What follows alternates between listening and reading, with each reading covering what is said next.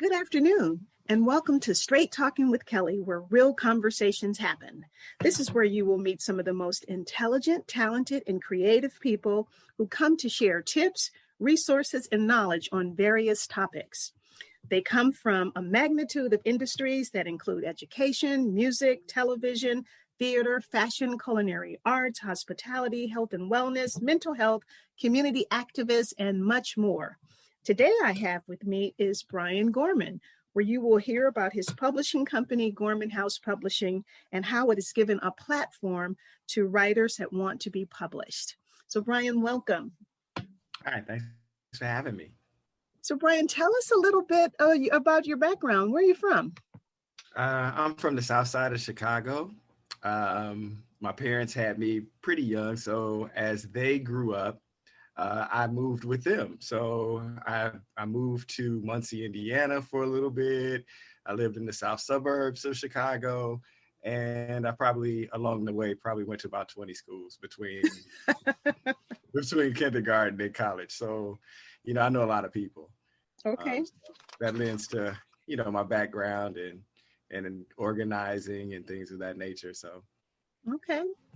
So now tell me a little bit about your company, Diverse City. What is that all about? Diverse City we started Diverse City probably 20 years ago now. It was born out of a lot of different efforts. I went to school for music business management, and of course, in the process of trying to find my way in the music business, I wore a lot of different hats. And then in the process of wearing those different hats, I became proficient in some of those things. So I started offering those services to different people. And that's how Diverse City was born. We were doing a lot of festivals and events and marketing campaigns. And then, to try to diversify the money streams, we just kind of sold the services that we had to do those initiatives to other clients. And that's kind of how Diverse City was born.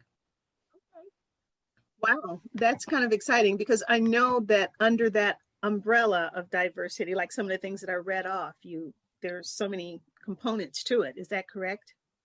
Yes. So like we do, so think about it in frameworks of putting together events. That's kind of the best way to look at it.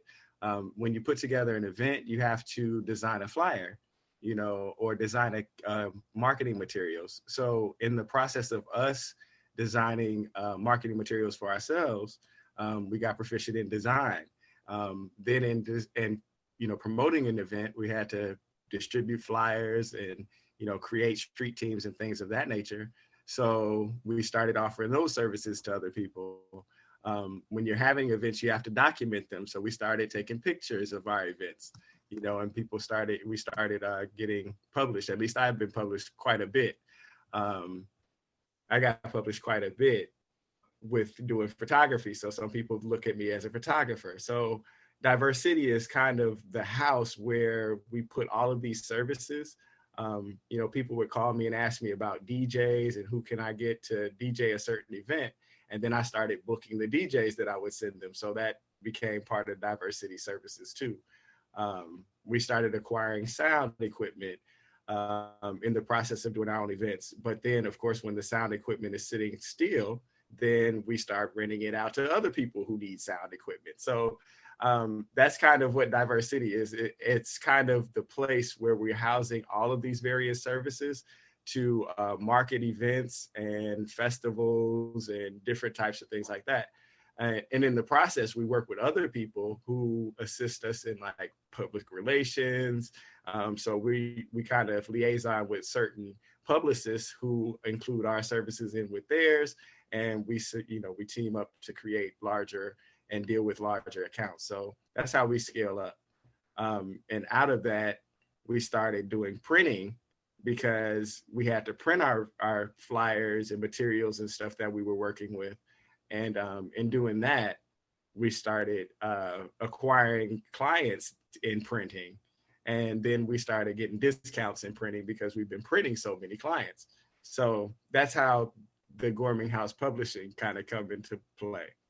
That was my next question. How did Gorman House Publishing come about? So tell us a little bit more about that. And then I want you to segue into your new book, The Black Agenda, because I actually had a chance to read it and I'd like to talk about that as well. So talk to me about how Gorman House Publishing got started. So with Gorman House Publishing, my wife is a great poet. I mean, and I love her work.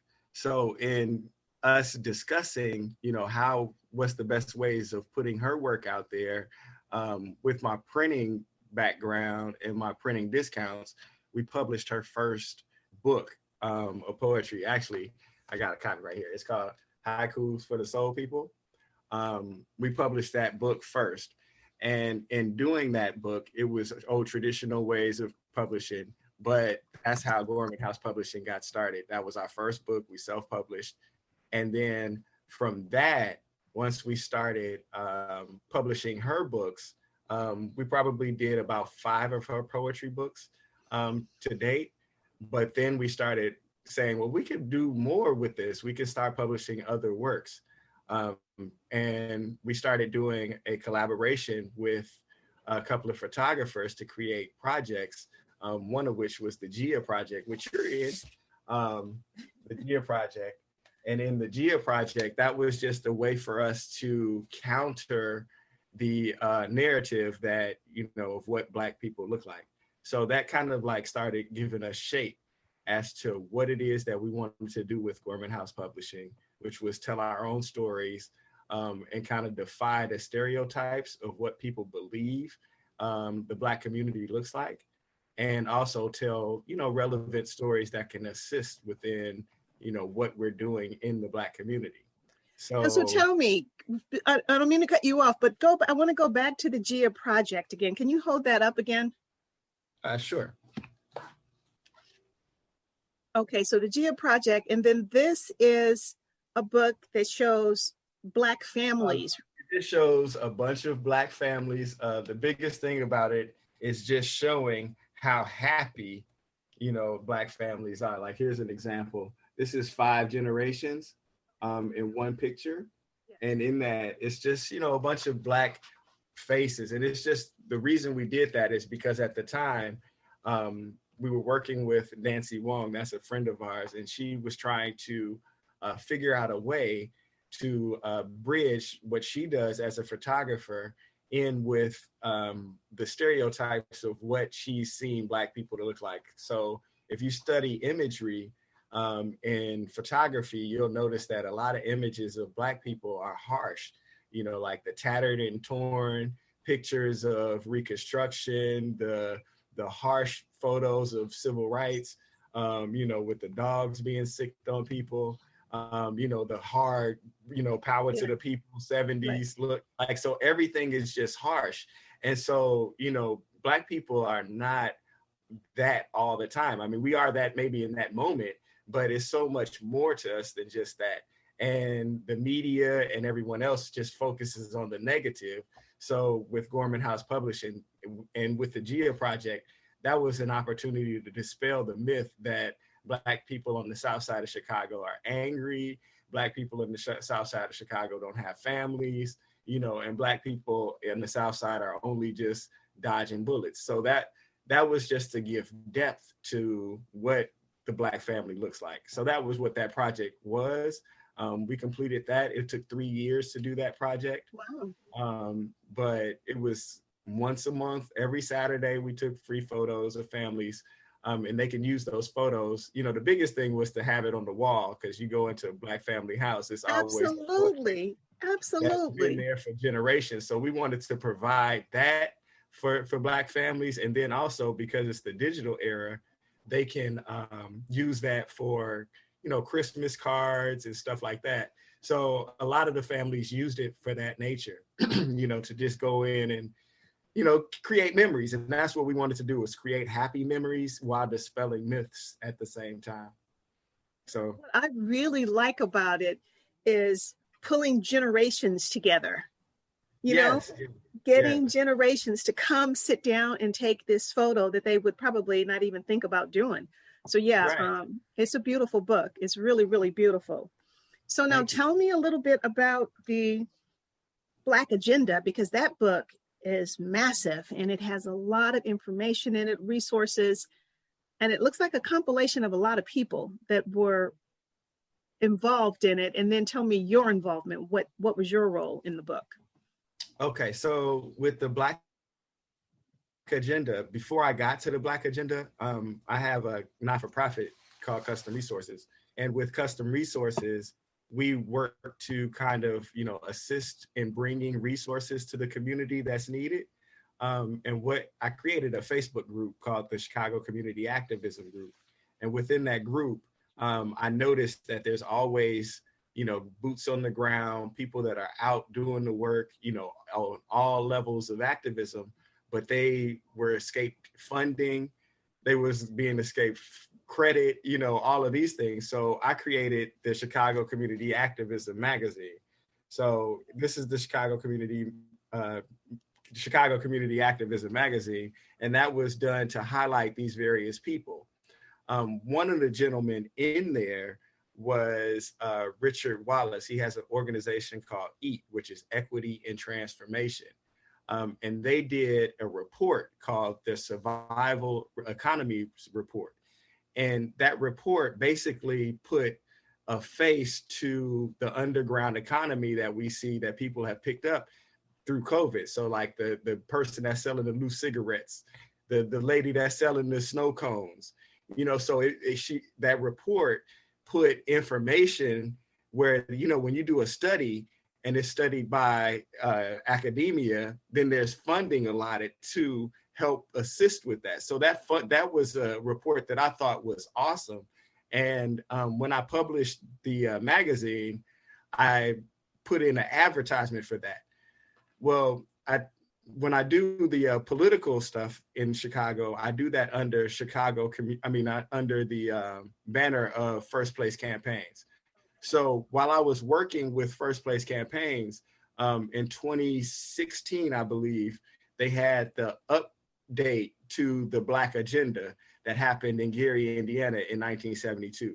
So it was a lot of people that came together to basically come together to create this Black Agenda. And I knew about it. And when I saw the conference was happening, I went to go to the conference. And while there, I bumped into a group called the National Black Agenda Consortium.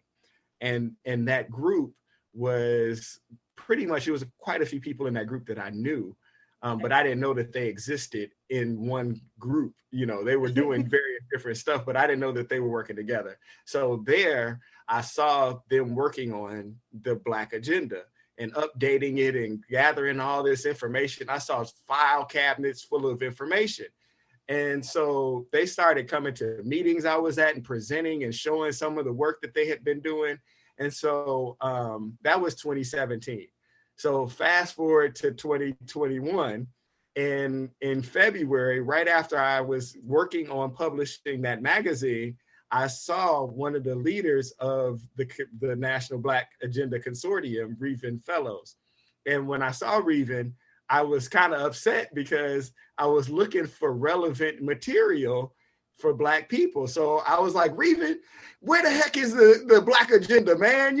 They publishing the Survival Economies Report, and I've seen this and I've seen that, and Ice Cube, and so I'm like ranting. I'm like going off on him about where is this, because you all was first. I didn't seen it, and if you're a regular Black person, how do you get it? Like I'm really right. And so he's like, hold on, little brother, hold on. He was like, we finished it in 2017. And then he said that, that's the people's document. So you need to just publish it. If you want to get it to the people, just publish it. So I sat back and I was like, well, I also know how Black people can get into their egos. When you start talking about work and using their work and publishing it, so I was like, Reven, why don't you send it to me and let me look at it? So when he sent it to me, I saw pretty much what you saw in it. And there was a whole lot of people that worked on it. So I was like, hey, I can't publish this without approval from all of these people, because that'll get you in trouble. So Reven put me in conference with all of the various people who wrote on it and told them that my intention was to publish it so that we can have access so that people can actually get it and read it and utilize it as a tool. Because there's a lot of people that are waking up every day, and when they wake up, they get into their room, and when they get into their room, they reinvent the wheel because they don't know this type of work exists. They say that it doesn't exist. So they start over again. And what this was a culmination of all the documents. It's from pretty much this group, the National Black Consortium. It's probably 20 people that's worked on this book. All of them are subject matter experts. So they've done all the research. What they also did was they compiled everyone's ask from 1820. They went through all of the various Black conferences, the Tavis Smiley Town Hall, even down to Ice Cube's work, and compiled the general ask. And they broke it down into layman's terms, which is what made me really want to publish it. They broke it down to the layman's terms. So if wherever you're at, if you're an individual, if you have an organization, if you're a politician, if you're any of those things, it's literally steps to what you can do within these various different things that affect Black community, from reparations to education to criminal justice reform to even, international policy with Africa. There's so many different things that's in here, but each section is probably no more than 20 pages, but it's really concise. In step 1, do this. Step 2, do that. That's what I was actually going to say to you, is just look at the economic empowerment. Okay. And then this is what I liked about it, because, for economic empowerment, it says public policy recommendations, and then it has a community strategy. Then it has what the community can do, then what individuals can do, and what leaders and elected officials can do. And it does this for every single chapter that it has. The chapter on education, emergency preparedness. It was such a well put together book that I was like, but one of the things that I noticed is that it does talk a lot about Illinois, because I guess that's where you guys are. But as I kept reading it, I said, this information is still relevant for no matter where you are. Well, that's actually the best thing about this thing, is that it's a living document. And so in February of next year, I'm going to discontinue this book and do the updates. So each year it updates. So for now, we did it because it was from the Chicago lens, but it's relative to the national lens, because Chicago kind of sets the tone for a lot of how we treat Black people across the nation. Yes. So as a result of that, we did look at it from the Chicago tone and lens, but going forward, on the revisions of the, next year, it'll be like this year, they added in COVID measures in some of it. So that wasn't in there last year. Okay. So every year they're updating this document and taking out what's not relevant anymore. The things that have been, people that have taken strides towards some of these things and actually have achieved it, they've, taken that out the list. So though they're doing that constantly on a constant basis. So therefore next year, this is going to be a different book. But it'll still be the Black agenda based upon the ask that we've had since 1820. Wow. Yeah, I think it's such a beautiful piece of material. And I'm so glad that I was able to purchase it and really have a chance to go through it. So Brian, now I would like to segue out of all of this and find out, who are 3 people that have inspired you? 3 people that have inspired me. Because I know you probably have more, but just nail it down to 3 right now for me. Okay. S.B. Fuller. Who was that? S.B. Fuller. Who was S.B. Fuller? S.B. S.B. Yes, S.B. Okay. Fuller. S.B. Fuller he was a businessman. So to give you the idea of who S.B. Fuller was, he started selling different products, and one of which was soap. So he worked so many clients that he was able to buy the soap company that he was buying the soap from, which was a white company in like I want to say the 40s. So he built that up, and of course he did the front business. So nobody knew that he was in the background doing this work. And so he got really rich. He was one of our first biggest millionaires. So a lot of people that you know, like Johnson Products and Johnson Publishing and all of these people, Dudley Hair Products, like all of those people learned from SB Fuller because he hired them and taught them how to do their business. But they were doing his business, but that's how they got the chops to do their business, because they learned from him. In fact, one of the biggest points of SB Fuller that, always touched me was that after the Montgomery bus boycott, the bus company was like almost destitute because they had boycotted it to the point they didn't have any money. And so SB Fuller was like, hey, let's just go in there and buy it. I'll finance it, because that's who he was. He was like, let's just buy it, and then we'd have our bus company. But, the ideologies was different back then, so they never followed through with that. But that's who SB Fuller was. Another one is Asa Randolph.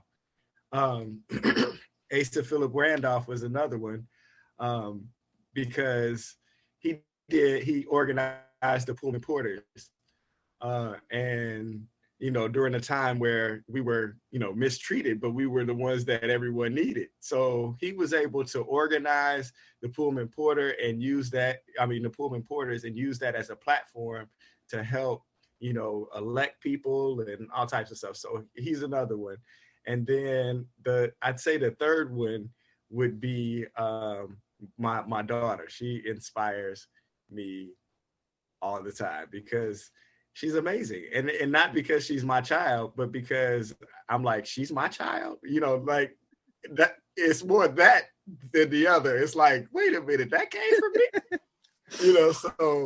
So she inspires me in so many ways because, I was a fearless child because, what they say, God takes care of babies and fools. I was the foolish child that got into everything. And she's the calculated child. Like, she really thinks before she leaps, which, I have to say is something that I didn't have. And she inspires me because, she's very thought provoking, to say the least, in all her activities. So yeah, that has a lot to do with her parents. I mean, you played a role in that. I remember when she was little, you used to say, man, she understands leverage. I don't know what she was doing, but you said that when she was like a toddler.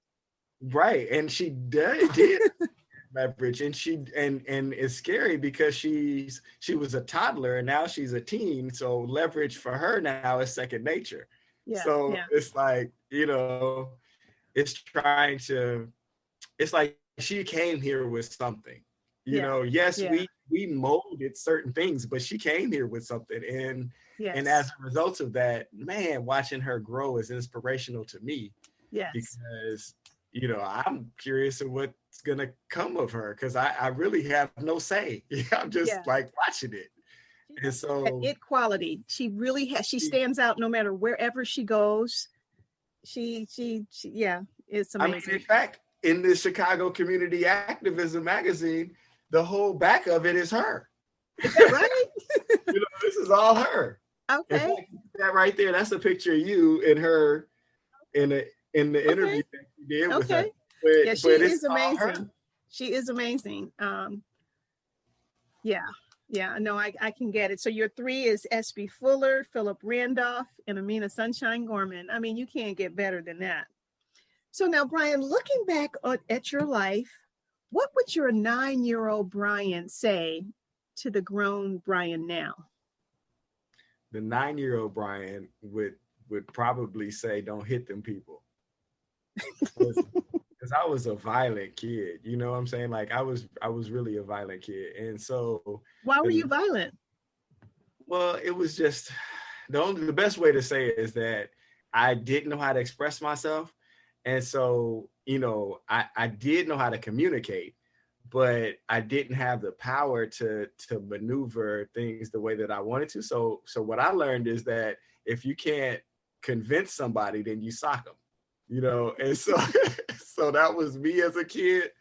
And that didn't quite it actually, I don't know, maybe it was a good thing that I went through that young, because it taught me that that's not how I should be as an adult.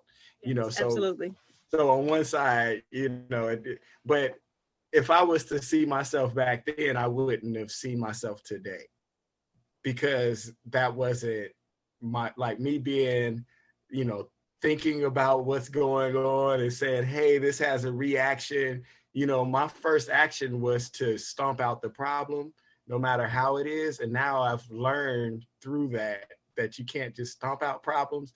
You can just kind of, move with them and learn how to mold yourself around them and not necessarily let them affect you. So my 9-year-old self would have never even thought that I could do that, to tell me, to learn how to step that.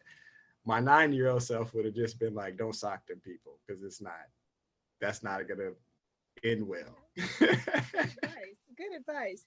Now, I know that early on, you and I were talking about the devastation that's happening in our country with Black men, and actually Black women now as well. There was a time when we weren't touched, but now they don't care. And I saw that your profile was of George Floyd. Could you talk to us a little bit about that right now? Is your company, is your business doing something towards that effort? Yes. So let me do this for a second. That's my profile picture. That's the profile picture that you. Yes, that's so heart-wrenching. It's hard to look at. So that's absolutely hard to look at. But in that moment when I saw that picture, I saw when George Floyd took that eight minutes. I saw him crying for his mom. I saw all of those things, but I had never seen that image. And so when I saw that image upon the trial, and they showed that image, it struck a nerve with me, because I've been in that spot where the police are standing over me in a threatening manner, and being in that spot, I know how he felt in that moment. So I posted that, and I was like, every Black male knows this feeling captured on film. So that's what that was. And then we started talking about the young man in Minnesota, and I started discussing with you, the reality of trauma. I know for me, I would assume that I'd be calm because I'm pretty level-headed, but at the same time, I'm also traumatized because I've been beat down to police when I was in high school. They choked me and all of those things. So I went to Illinois State, which is in Bloomington, Illinois, and that's a sundown town. So being in that environment, I've always have this angst and anxiety when police get behind me. And so that's a reality of being Black as a male in this just in existence. But when we start talking about the climate of the trauma that we've seen on the news played out over and over, and George Floyd and Philando Castile, there's so many people, especially in Minnesota, that are dying, that I don't know how I would react if, in a threatening manner, someone that has authority over my life can stand there on a whim, depending on how they're feeling that day, and depending on their biasness of how they judge me upon appearance, and they can kill me. So it might be a fight or flight. It might be any type of reaction. I don't know, because it's a reaction to trauma, and people are not rational when they've been traumatized. So with me, I can say, hey, I would act like this, or I would never run. But in reality, I really don't know how I would react if I was scared and I thought I couldn't get home to a Tiffany and Amina. I'd probably freak out and try to figure it out. Like, okay, I got to get out of here some kind of way and save myself. And there's no telling what that would play out as or what that would look like. So that's the reality of us in this country. And so with you asked me about the organization. So with that, I do I mentioned my non-for-profit custom resources. So within that, I assist organizations that are doing certain good things in the community and help them build capacity so they can do more. So instead of, reinventing the wheel and saying, hey, I'm against homelessness, and then let me start another homeless organization, I'm going to go help the homeless organizations that are actually doing the work to build capacity. Maybe they don't know how to get grant funding. Maybe they don't have people that can help them get volunteers. So within my non-for-profit, that's what I'm doing. So one of the organizations is the Watch Guard. The Watch Guard is an organization where they are basically being the neighborhood watch organization. So they're assisting, de-escalating issues within the community prior to the police getting involved, because if you can de-escalate them before that level, then you may not have that violent reaction when the police show up, or that anxiety because they're there, because not all police are bad, but if you show up and you have all this intimidating outfit on and I'm afraid of the police, then that doesn't lend to me being calm, which doesn't lend to you seeing me as a calm individual, and you have to react. So it's like, trying to create these opportunities to de-escalate these situations before they happen. And then also being able to commit to policing our own communities, because the police are not here to be overseers, which is what a lot of people assume that they're supposed to do because they're the police. They're here to assist us in making sure that our communities are safe. They're supposed to be a tool to help us do those things and not the first line, right? But we look at them as the first line, and that's not my issue, and let them go deal with it, and we pay them for that. And they go over there with their biasness and whatever, and they create more of a problem because they're not from this community. But that's a whole nother conversation. We start talking about the police and partnering and being more, in sync with one another. It has to start somewhere, and dialect begins with action. So if you're doing something, then people will assist you with it if they see it. But if you're quiet and you're not doing anything, nobody will help you. And therefore, we won't have these conversations where we can de-escalate issues with the police. But if they see you out there working, they want to work with you. So, you have to create opportunities for that to happen. And then also to have a line of communication so that you can say you messed up. And there's accountability for that. But if there's no dialogue, then there's a stone wall. And that stone wall is the blue line, them and us and all that. When reality, there is no real line. It's just community. And how do we interact with one another within it, So. It's a heavy topic, heavy topic. And I just really need all of this to stop. I'm tired of them killing us. I need it to stop. So thank you for all the efforts that you're doing. So now, how can people be in touch with you if they want to get published with Gorman House Publishing? What do people need to do? For Gorman House Publishing, they can go to gormanhousepublishing.com. Okay. And on there, they can send us an email inquiry, which is on the site, but they can also email us at gormanhousepublishing@gmail.com. So It's pretty simple to contact us in publishing. If you want to see all the things that we're associated with, is for diverse city, it's enterthecity.com, www.enterthecity.com. And then for the non-for-profit, it's customresourceschicago.com. All right. Those are the best ways to reach us, and also to kind of see what we're doing, because we update the site pretty much weekly. Well, you have been really busy. Keep up the good work. Very proud of you. Yeah, and you. I just can't wait to see more, because I know there's more to come, and I can't wait to get back to Chicago. I can't wait for it to open up.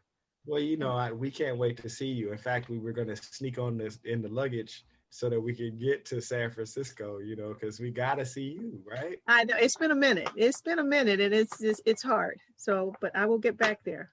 Yeah. Lionel and I were just talking about that. It's like we got to get to Chicago. Well, I told Tiffany that if I gotta go through there looking like the Borg and wearing all that stuff on my face, I'll do it. I mean, let's go. Tiffany won't. She's not ready yet. She's not ready yet, and that's okay because when she's ready, I'm gonna be the first one there with the Borg suit on, with all the stuff wrapped around my face, you know. So I cannot wait. I can't wait, but it'll happen soon because I already promised Mina that we're doing her 16th birthday. I'm doing her doing a 16th. You guys can still do something in Chicago, but she's gonna have a 16. Yeah, she's gonna have a 16 with her family out here for sure. Well, she wants to have her 14th, 15th, and 16th with her family. Always, you know that. Always. All right. Have her middle birthday and everything else. She want to have all that. Absolutely.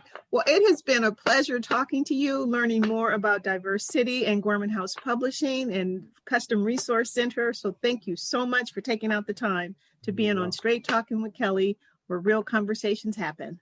Well, thanks for having me. It's been a pleasure. Absolutely. And I'll have you back. All right. Okay. Take care. All right. Bye-bye.